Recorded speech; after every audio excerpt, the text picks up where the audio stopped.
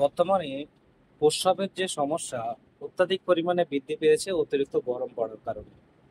এই প্রস্রাবের যে সমস্যা বেশিরভাগ যেটা হচ্ছে এটা হচ্ছে মানুষ মাত্রাতিরিক্ত জল খাওয়ার পরেও অনেকের প্রস্রাব হলুদ হচ্ছে, অনেকে প্রস্রাব কম হচ্ছে বা জ্বালা করছে। এই সকল কন্ডিশনে আমরা অনেক সময় গ্লুকন ডি খেতে থাকি বা অন্যান্য বাড়িতে বেশ কিছু পথ্য তৈরি করে থাকি।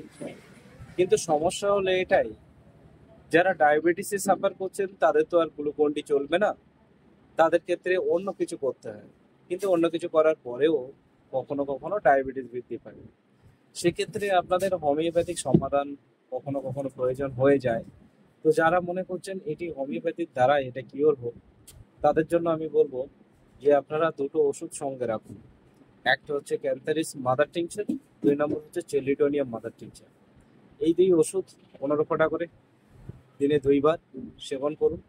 আহ, সকালে এবং বিকালে দেখবেন যে আপনাদের যে প্রস্রাবের জ্বালা বা প্রস্রাব কম হচ্ছে বা প্রস্রাবের পরিমাণ যে পরিমাণে আপনার প্রস্রাব হওয়ার কথা সেটা হচ্ছে না, সেটা দেখবেন অতি সহজে স্বাভাবিকভাবে ক্লিয়ার হবে।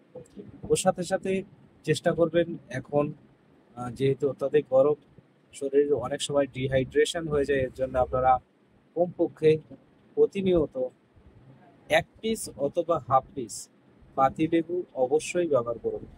নিয়মিত জলে পাতিলেবু ব্যবহার করুন, দেখবেন আপনার এই সমস্যা আস্তে আস্তে স্বাভাবিক হয়ে যাবে। তো ভিডিওটি যদি ভালো লাগে অবশ্যই লাইক করুন, কমেন্ট করুন এবং মানুষের সুবিধার্থে তাদের যাতে উপকার হয় তার জন্য ভিডিওটি শেয়ার করুন। ধন্যবাদ।